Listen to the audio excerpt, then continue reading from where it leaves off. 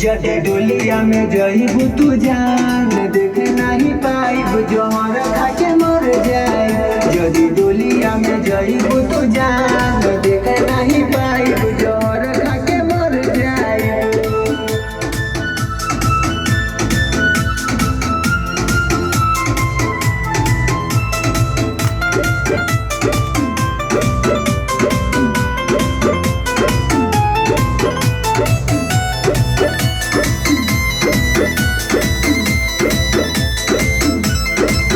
खाई गिरिया कसम सब तोड़लू तू तोड़लू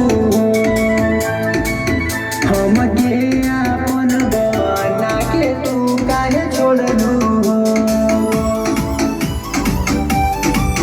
साथ देखल सपना तू तोड़लू काहे तोड़लू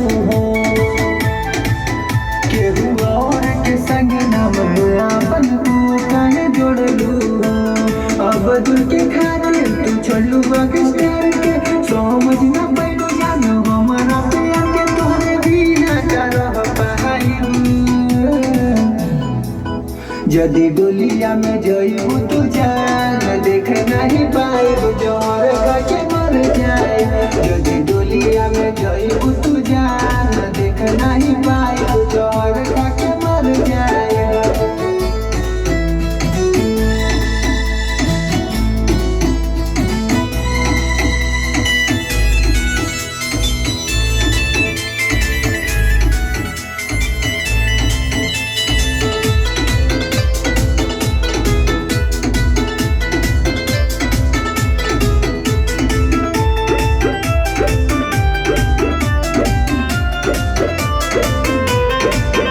तोहरे बिना जान कैसे रह पाइब रह पाइब